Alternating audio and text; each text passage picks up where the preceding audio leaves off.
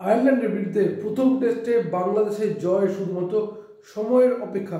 তার কারণ এই টেস্টে আমরা দেখেছি আয়ারল্যান্ড প্রথমে টস জিতে ব্যাট করার সিদ্ধান্ত নেয়, কিন্তু আয়ারল্যান্ডের ইনিংস প্রথম দিন 270 রান 8 উইকেটে থাকলেও দ্বিতীয় দিন যখন খেলা শুরু হয় মাত্র 286 রানে কিন্তু আয়ারল্যান্ডের ইনিংস শেষ হয়ে যায়। এবং আয়ারল্যান্ডের ব্যাটসম্যানদের মধ্যে আমরা যদি বলি, পল স্টার্লিং সর্বোচ্চ 60 রান করেন, এছাড়া তেমন করে ব্যাটসম্যান কিন্তু দাগ কাটতে পারেনি।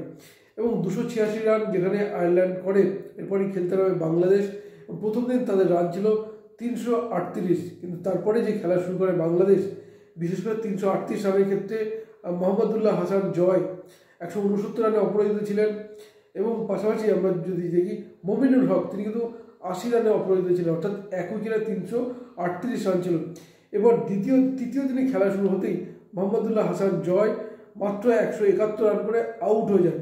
এবং তিনি আউট হয়ে গেলেও যদি আমরা দেখি শেষ পর্যন্ত নাজমুল হাসান শান্ত, যিনি অধিনায়ক, তিনি কিন্তু 100 রান করেন, লিটন দাস 60 রান করেন। এবং তাদের ইনিংসের ওপর ভর করে বাংলাদেশ 8 উইকেট হারিয়ে 587 রান করে। এই রান কিন্তু অত্যন্ত গুরুত্বপূর্ণ। এবং এই 587 রান যখন বাংলাদেশ ডিক্লেয়ার করে দেয় 8 উইকেট হারিয়ে, এরপরেই খেলতে নামে আয়ারল্যান্ড, খেলতে কিন্তু ব্যাটিং বিপর্যয়ের মুখে পড়ে। এবং শেষ পর্যন্ত যেটা জানা আছে, তার যে তৃতীয় দিনের শেষে এই আয়ারল্যান্ড দল 5 উইকেট হারিয়ে 86 রান করেছে, অর্থাৎ মাত্র 5 উইকেট পড়ে গেছে এবং রান হয়েছে মাত্র 86। ফলে এই টেস্ট, অর্থাৎ প্রথম টেস্ট, বাংলাদেশ কিন্তু হয়তো ইনিংসে জয় পেতে পারে। কারণ বাংলাদেশের বোলাররা বিশেষ করে যেভাবে আয়ারল্যান্ডের ব্যাটসম্যানদের উপর জাঁকিয়ে বসেছে, হাসান মাহমুদ যদি বলি 8 রান দিয়ে 2 উইকেট পেয়েছেন।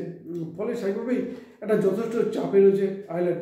এবং এই টেস্টকে বিশেষ করে জয়ের হাত থেকে বাঁচাতে বা হারের হাত থেকে বাঁচাতে, বা যদি বলি ড্রয়ের জায়গায় পৌঁছাতে হলে আয়ারল্যান্ডে কিন্তু ঘুরে দাঁড়াতে হবে। কিন্তু এই মুহূর্তে যেটা গুরুত্বপূর্ণ হচ্ছে, আয়ারল্যান্ডের বেশিরভাগ ব্যাটসম্যান কিন্তু সাজঘরে ফিরে গেছে, 5-5টি, অর্থাৎ আর্ধেক উইকেট পড়ে গেছে এবং রান মাত্র 86।